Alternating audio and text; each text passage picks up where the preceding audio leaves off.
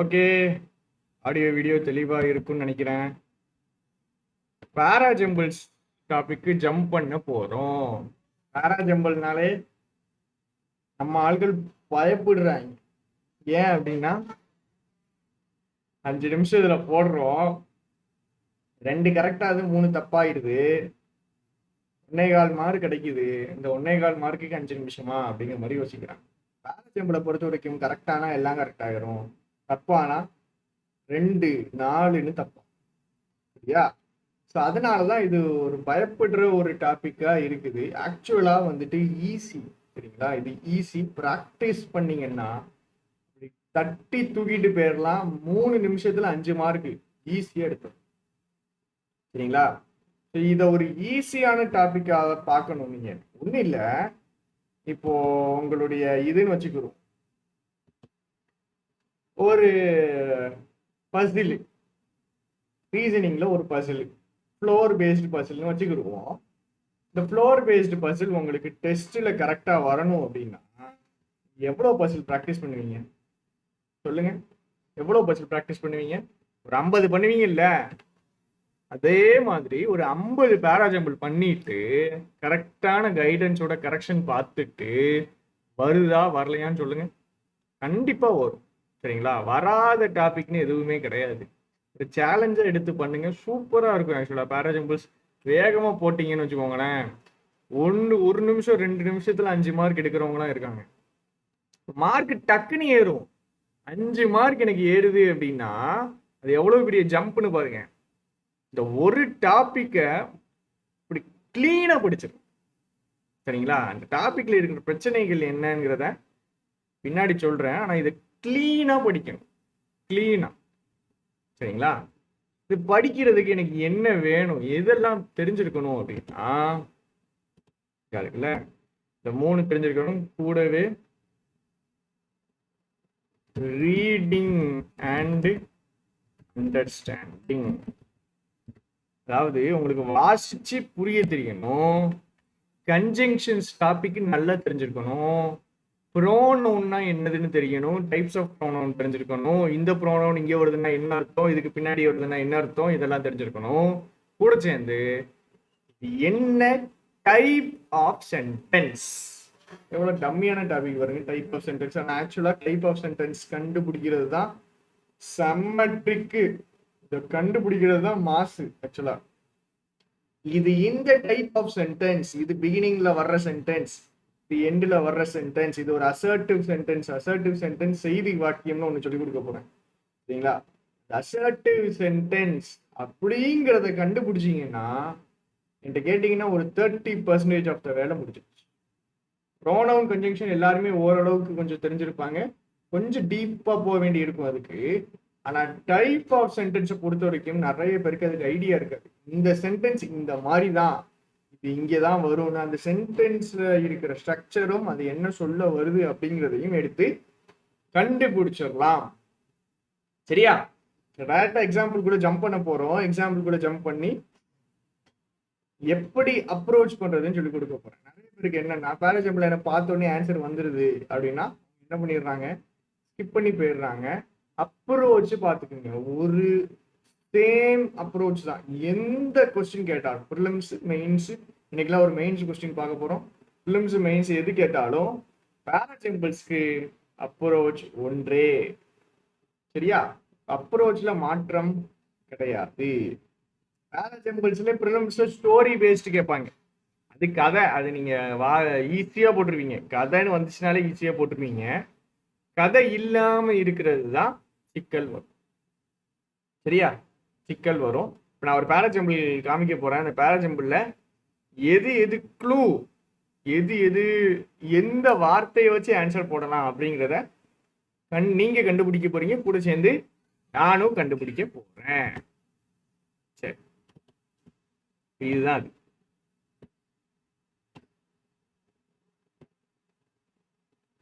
இதுதான் அது. ஈஸியானது. எத்தனை தான் இருக்கு? 4 தான் இருக்கு. 4 சென்டென்ஸ் தான் இருக்கு. ஈஸியா நீங்க கண்டுபிடிச்சிடலாம். ஈஸியா கண்டுபிடிச்சிடலாம். இப்போ இதை கண்டுபிடிக்கிறதுக்கு முன்னாடி க்ளூ என்னதுலாம் அப்படின்னு பார்க்கணும். ஃபர்ஸ்ட் ப்ரொசீஜர்னு ஒன்று எழுதுவோம். சரிங்களா? ப்ரொசீஜர்னா என்னது? எப்படி ஒரு பேராஜம்பிள்ஸ்னா எப்படி சால்வ் பண்ணணும் அப்படிங்கிற ப்ரொசீஜர்.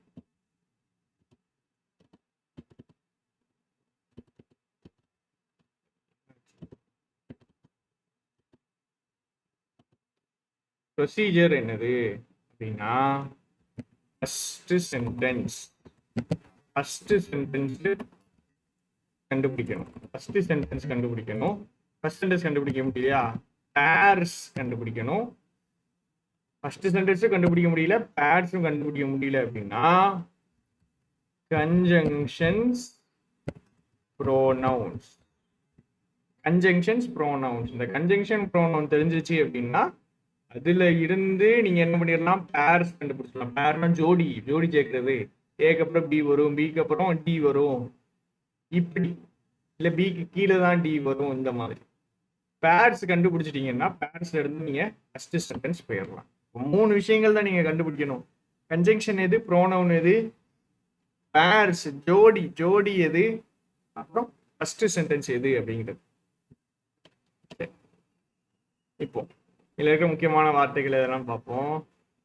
Somaliland primary industry. ஷ்ராங்க்னா சுருங்குறது. ஷ்ரிங்க்குடைய பாஸ்ட். ஷ்ரிங்க்குடைய பாஸ்ட். Shrank by 70%. சரி.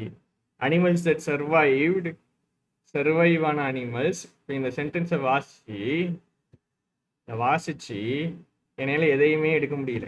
ஏன்னா இதுல என்ன இல்லை? ப்ரோனவுன் இல்லை, கன்ஜங்ஷன் இல்லை, எதுவுமே இல்லை. ரைட்டா? Right. Animals that survive the doubt succumb to the following year. The following year are in 2018 also drought years. Also அப்படிங்கிற வார்த்தையை பார்த்தா ஏதோ முக்கியமா இருக்கிற மாதிரியே தெரியுது. வருஷங்கள் எப்பவுமே முக்கியம். வருஷங்கள்னு பேராஜம்பிள்ல கொடுத்துட்டாங்க, நம்பர் பேராஜம்பிள்ல கொடுக்குறாங்க அப்படின்னா நம்பர் முக்கியம். இந்த 70% முக்கியம் தான். சரிங்களா? முக்கியம் தான் எடுத்துக்கணும். இப்போ வருஷம் ஒன்று கொடுத்துருக்காங்க. அடுத்தது சிவியர் ட்ரவுட் ஹிட் இன் 2016. ரைட். 2016 ஃபர்ஸ்ட் வந்திருக்கு. ஆறு எழுதணும். 6க்கு அப்புறம் கியூ போட முடியுமான்னு பார்ப்போமா? ஏன்னா வேற நம்பர் இல்லை, இங்க வெறும் 30 தான் இருக்குது. வேற வருஷம் இல்லை. 2016. அடுத்தது 2018 இருக்குது. ஸோ இதுக்கு 6க்கு அப்புறம் கியூ வருமானு பார்க்க போறோம், செக் பண்ண போறோம். Animals that survived. 2016 என்ன வருது? ஒரு சிவியரான ட்ரவுட் வருது. ட்ரவுட் வறட்சி, ஃபேமைன். இருக்குல்ல, இந்த வார்த்தைக்கு அர்த்தம் தெரியலைன்னா போட முடியாது. வார்த்தைக்கு அர்த்தம் தெரியவில்லை என்றால் போட முடியாது. வார்த்தைகளுக்கு அர்த்தம் இருக்குல்ல, 1-2 வார்த்தைக்கு தெரியலைன்னா போட்டுடலாம், அட்ஜஸ்ட் பண்ணி போட்டுடலாம், இதுக்கு இதுவாக தான் இருக்கும் அப்படின்னு. ஆனால் ஒரு 4-5 வேர்ட்ஸ், ஒரு 3-4 வேர்ட்ஸுக்கெலாம் மீனிங் தெரியல. இருக்கிற பேராஜம்பிளில் 3-4 வார்த்தைக்கு எனக்கு மீனிங் தெரியல அப்படின்னா உங்களால் போட முடியாது. ஃபர்ஸ்ட் அதை புரிஞ்சுக்குங்க. சரிங்களா? எந்தெந்த பேராஜம்பிள் நம்ம அட்டென்ட் பண்ணலாம். நிறைய வேர்ட்ஸ் எனக்கு தெரியல அப்படின்னா நீங்கள் ஸ்கிப் பண்ணுறது நல்லது தான். ஆனால் வேர்ட்ஸ் தெரிஞ்சிருச்சு, மீனிங் எனக்கு புரியுதுன்னா 100% எனக்கு போடலாம். சரியா? சரி. சிவியர் ட்ரவுட் ஹிட் இன் 2016. அப்புறம் அனிமல்ஸ் தட் சர்வைவ்டு. ஒரு பயங்கர வறட்சி வருது. இந்த வறட்சியை சர்வைவ் பண்ண, இதை தாக்கு பிடிச்ச அனிமல்ஸ் எல்லாம் சக்கம்டு அப்படின்னா to lose a battle. Boxing 2 பேரும் சண்டை போட்டுட்டு இருக்காங்க.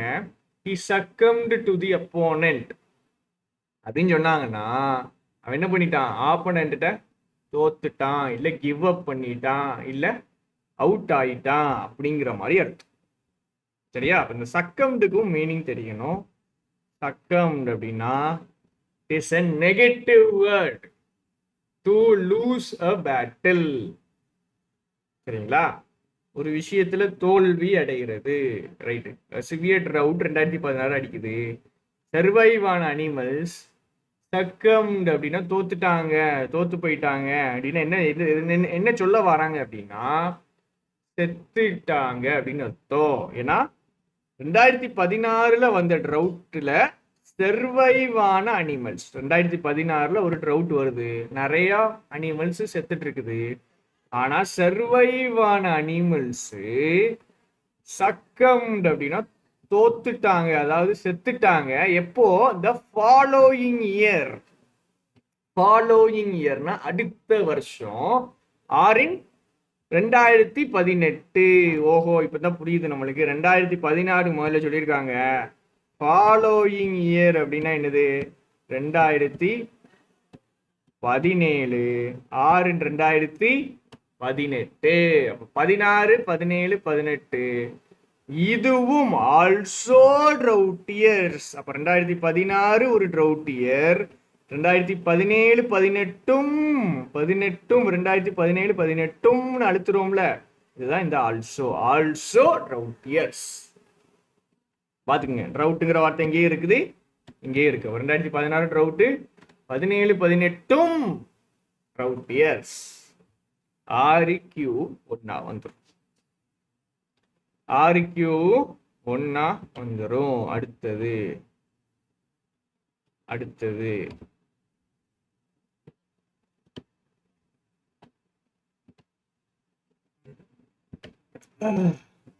சொல்லு. RQ போட்டாச்சு.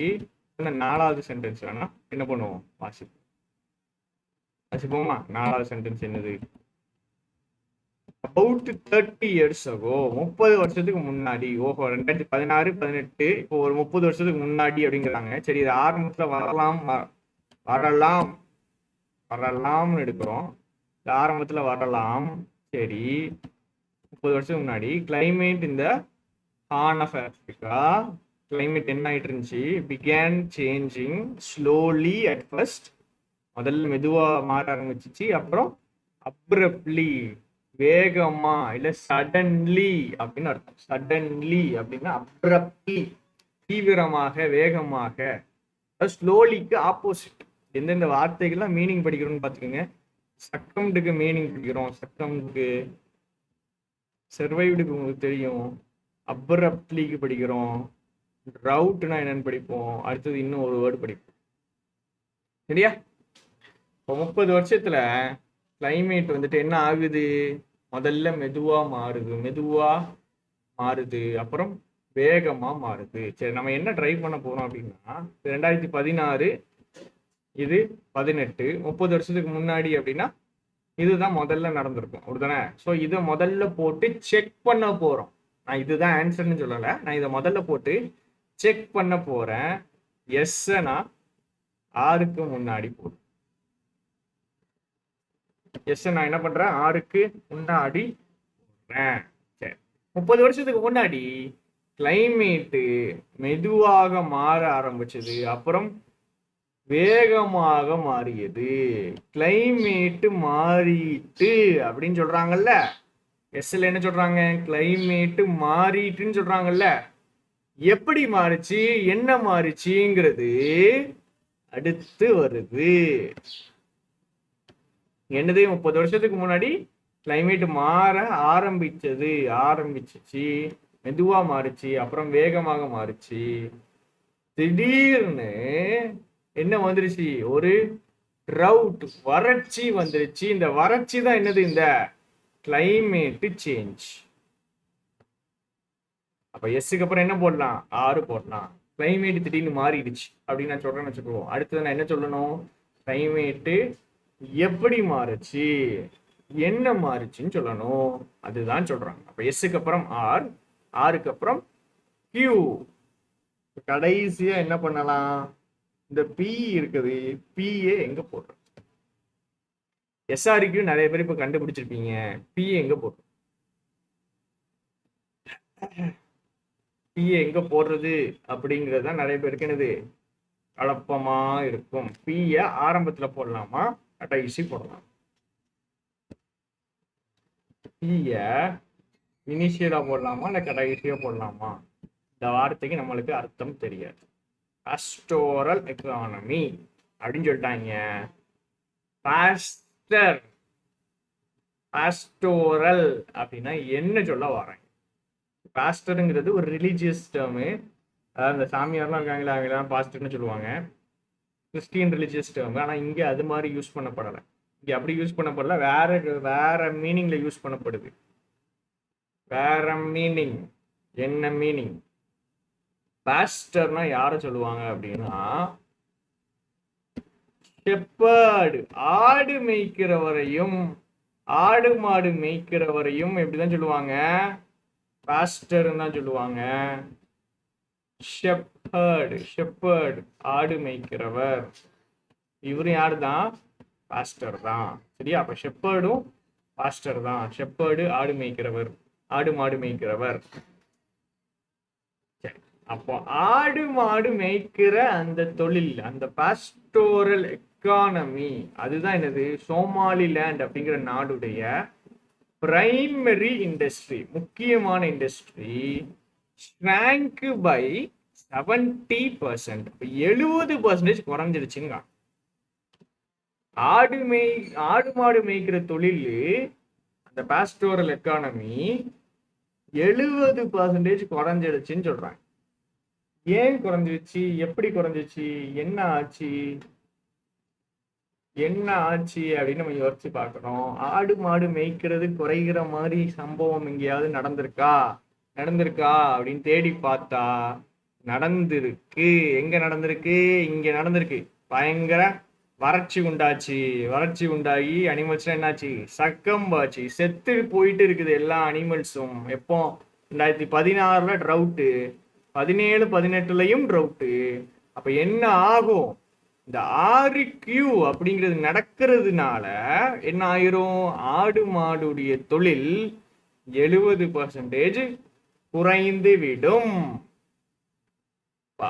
RQ வறட்சி இருக்கிறதுனால பாஸ்டோரல் எக்கானமி குறையுது.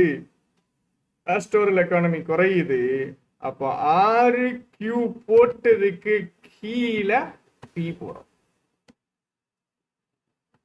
RQ போட்டதுக்கு கீழே P போடணும். சரிங்களா? எப்படி புரிஞ்சுக்கிறேங்கிறத பாருங்க. ஒரு சென்டென்ஸ் இருந்து அடுத்த சென்டென்ஸ் ஃப்ளோ. 30 வருஷத்துக்கு முன்னாடி கிளைமேட் மாறுது. கிளைமேட் என்ன மாறுது? ட்ரவுட் 2016 வருது.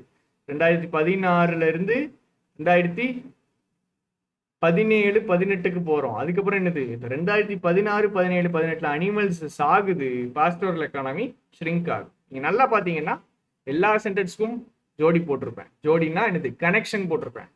கிளைமேட் இந்த இருக்குல்ல, கிளைமேட் சேஞ்சு தான் இந்த ட்ரவுட். 2016 இருந்து நாம எங்க போறோம்? 2017, 18 இந்த சென்டென்ஸ்ல போறோம்.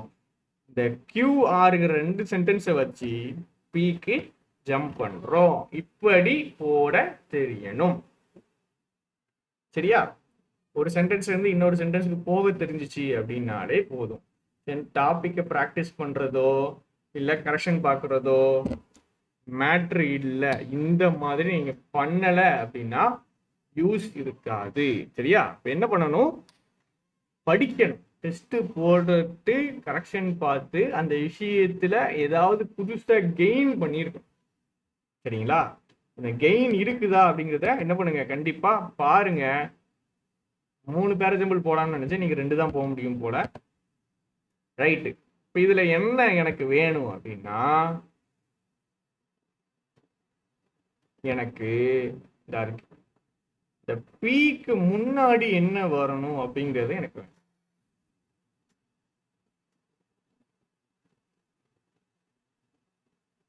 இந்த பீக்கு முன்னாடி. சரியா? ஹவ்எவர் அப்படின்னா ஆனால். பிஃபோர் திஸ்னா இதுக்கு முன்னாடி. எதுக்கு முன்னாடி? எதுக்கு முன்னாடி? முன்னாடி ஒன்று சொல்லணும். முன்னாடி ஒன்று சொல்லிட்டு அதுக்கப்புறம் ஹவ்எவர் இதுக்கு முன்னாடி. அப்ப முன்னாடி சொல்லி ஒரு விஷயத்த சொல்லணும். சொல்லிட்டு ஆனா இதுக்கு முன்னாடின்னு போடணும். அப்ப பீக்கு முன்னாடி என்ன வரும்? பாத்துக்கங்க, ஆனால்னு இருக்கு. ஆனால்னா முன்னாடி என்ன சொல்றோமோ அதுக்கு அப்படியே மாத்தி பின்னாடி சொல்லுவோம். சரிங்களா? முன்னாடி பாசிட்டிவ் சொன்னா பின்னாடி நெகட்டிவ் சொல்லுவோம், முன்னாடி நெகட்டிவ் சொன்னா பின்னாடி பாசிட்டிவ் சொல்லுவோம். ஸோ என்ன போடலாம்? The role which Nehru played in the 50s. 50ஸ்னா ஒன்றும் இல்லை, இந்த வருஷங்கள் 1950கள் அப்படின்னு சொல்றாங்க. பிவட்டல், பிவட்னா என்னதுன்னா, அந்த சீசா இருக்குல்ல, சீசா மெக்கானிக்கல் இன்ஜினியர்ஸ்க்கு நல்லா தெரியும். சீசால சென்டர்ல ஒண்ணு இருக்கும் தெரியுமா, அதான் பிவட். சீசானா சென்டர்ல ஒண்ணு இருக்கும். இதுதான் என்ன பண்ணும், ஃபுல்லா வந்துட்டு இந்த ஃபுல் சீசாவையுமே ஹோல்டு பண்ணி வச்சிருக்கும். சென்டர்ல இருக்கிறது தான் இதுக்கு பேர் தான் பிவட்னுபாங்க. அதாவது த மோஸ்ட் இம்பார்ட்டன்ட் பார்ட், சீசால இருக்கிற மிக முக்கியமான ஒரு பார்ட்டு, இந்த ஃபுல் வெயிட்டே ஹோல்ட் பண்ணிட்டு இருக்கிற பார்ட்டு தான் பிவட்டு. இப்போ பிவட்டல் அப்படின்னாலும் பைவட்டல்னு சொல்லுவாங்க, பிவட்டல்னுபாங்க. பிவட்டல்னா வெரி இம்பார்ட்டன்ட்னு அர்த்தம். பிவட்டுங்கிற வார்த்தையில இருந்தா பிவட்டல் வருது. பிவட்னா என்னது நீங்க பாத்துட்டீங்கனாலே தெரிஞ்சிடும். சரிங்களா? இந்த கதவுல எல்லாம் எட்ஜில் இருக்கும்ல, திருப்புறதுக்கு இருக்கும்ல, அதுவும் பிவட்னு. இது ஒரு பிவட். அதாவது இந்த ஹோல் வெயிட்டையும் ஹோல்டு பண்ணி பேலன்ஸ் பண்ணி இருக்கிற அந்த part, the most important part இந்த சீசா அதுல. அது பிவட்டு. பிவட்டல்னா important. Pivotal for the adoption of modern yoga practice within India. இந்தியாவுக்கு உள்ள, விதின் அப்படின்னா உள்ளன்னு அர்த்தம். எதை பத்தி பேசுறாங்க? நேரு 1950கள்ல நேரு பிளே பண்ண ரோலு முக்கியம் அப்படின்னு சொல்றாங்க. அடுத்தது beat the fit India campaign, அப்புறம் சயின்ஸ் சத்தியம் ப்ரோக்ராம், அதெல்லாம் நடுவில் இருக்கலாம், வாசிக்க வேண்டாம். Government yoga initiatives first envisioned by Nehru. Right, இதுவும் என்னதான் பத்தி எதை பத்தி பேசுறாங்க? நேரு 70 வருஷத்துக்கு முன்னாடியே என்ன பண்ணிட்டாரு? என்விஷன். இந்த வார்த்தைக்கு என்ன பண்ணணும், கீழே கமெண்ட் பண்ணும். விஷன்னா ஒரு பிளான், ஒரு கோல், ஒரு ஆம்பிஷன் வச்சு போறதுதான் விஷன். ஒரு இந்த விஷயம் என் வாழ்க்கையில நடக்கணும் அப்படின்னு நீங்க ஒரு எய்ம் வச்சு போறீங்களா, அதுக்கு பேரு விஷன். என்விஷன் அப்படின்னா என்ன அர்த்தம் அப்படின்னு போடும். சரியா? நான் சொன்ன வார்த்தை விஷனுக்கு அதுக்கும் என்விஷனுக்கும் என்ன ரிலேஷன் அப்படின்னு போடணும். சரியா? சரி. envisioned by Nehru 70 years ago. Nehru 70 வருஷத்துக்கு முன்னாடி என்ன பண்ணிட்டாரு? என்விஷன் பண்ணிட்டாரு. as author Jerome Armstrong notes in his book Calcutta Yoga. Prime minister யாரை போய் சொல்லுது? மோடி. பிரைம் மினிஸ்டர் மோடி என்ன பண்ணிட்டாப்ல? has led the national push towards popularizing yoga practice within India. சரி, ரைட்டு.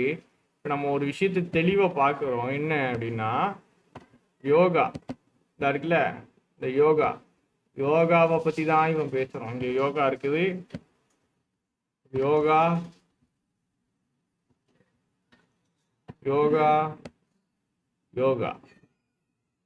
அப்புறம் இங்கேயும் யோகா. அப்போ ஜெரோம் ஆம்ஸ்ட்ராங் யோகாவை பற்றி தான் மெயினாக சுற்றி வருது. சரியா? ஜெரோம் ஆம்ஸ்ட்ராங் அவருடைய நோட்ல என்ன கணக்கு என்ன சொல்றாரு? மோடி தான் என்ன பண்ணிட்டாப்ல? நேஷனல் புஷ் டுவர்ட்ஸ் பாப்புலரைசிங் யோகாவை என்ன பண்ணணும்? பாப்புலரைஸ் பண்ணணும் அப்படின்ட்டு மோடி தான் ஸ்டெப் எடுத்தாரு அப்படின்னு சொல்றாங்க. பில நேருவை பத்தி வருது, கியூல நேருவை பத்தி வருது, ஆர்ல மோடியை பத்தி வருது. சரி, என்ன சொல்லியிருக்கேன்? ஃபர்ஸ்ட் சென்டென்ஸ் கண்டுபிடிக்கணும், இல்லை பேர் கண்டுபிடிக்கணும். இது ரெண்டு கண்டுபிடிக்க முடியல அப்படின்னா கன்ஜங்ஷன் ப்ரோனவுன் வச்சு மூவ் பண்ணணும். சரியா? இங்க ஒரு கன்ஜங்ஷன் இருக்குது, however, ஆனால்ங்கிறது. சரியா? இந்த howeverங்கிறது கூட இருக்கிறத மட்டும் தான் நம்ம இப்போ கண்டுபிடிக்க ட்ரை பண்றோம். சரியா? ரைட். அடுத்தது, நேருடைய early initiatives really laid the groundwork. groundworkனா என்ன? groundwork அப்படின்னா அந்த பேஸ்மெண்ட். ஒரு விஷயத்தை ஆரம்பிக்கிறதுக்கு முன்னாடி அதோடைய இனிஷியல் ஸ்டேஜஸ் இருக்குல்ல, அதை தான் என்ன சொல்லுவாங்க? கிரவுண்ட் ஒர்க்னு சொல்லுவாங்க. கிரவுண்ட் ஒர்க்னா பேஸ்மெண்ட். இப்போ மோடியுடைய இப்ப இருக்கிற யோகா பாலிசிக்கு கிரவுண்ட் ஒர்க் அடித்தளம் அமைத்தவர் நேருஜி. நேருடைய ஏர்லி இனிஷியேட்டிவ்ஸ், ஆரம்ப கால இனிஷியேட்டிவ்ஸ் அப்படின்னா அவர் செயல்படுத்தின விஷயங்கள். இனிஷியேட்னா ஆரம்பிக்கிறது, அவர் ஆரம்பிச்ச விஷயங்களுக்கு பேர் இனிஷியேட்டிவ்ஸ். இனிஷியேட் ஆரம்பிக்கிறது, சரியா? இனிஷியேட்டிவ்ஸ் ஆரம்பித்த விஷயங்கள். சரி, அப்போ எஸ்ல நேரு மோடி ரெண்டு பேரையும் பேசியாச்சு. ஆர்ல மோடி, பீலையும் கியூல என்னது நேரு. பீல இருக்கிறது நம்ம கண்டுபிடிக்கணும். பீக்கு முன்னாடி எதுன்னு கண்டிப்பா கண்டுபிடிக்கணும். பீக்கு முன்னாடி பிஃபோர் திஸ், அந்த பிஃபோர் திஸ்ல இருக்க அந்த திஸ் என்ன? ஆனா பிஃபோர் திஸ். இப்போ ஆனாலுக்கு பின்னாடி என்ன இருக்குன்னு பார்ப்போம். எதை பத்தி இருக்குது? ரோல் வச்சு நேரு பிளேடு. நேரு பிளே பண்ண ரோல் தான் என்னது? நேரு பிளே பண்ண ரோல் தான் என்னதுன்னு சொல்றாங்க? முக்கியம்னு சொல்றாங்க. நேரு பிளே பண்ண ரோல் தான் முக்கியம் அப்படின்னு சொல்றாங்க. சரி, அப்ப ஆனாலுக்கு முன்னாடி என்ன போடலாம்? நேரு பிளே பண்ண ரோல் முக்கியம் அப்படின்னு இருக்கீங்களா? ஆனாலுக்கு முன்னாடி என்ன வரும்? நேரு பிளே பண்ண ரோல் முக்கியம். முக்கியம். ஆனாலுக்கு முன்னாடி என்ன வரும்?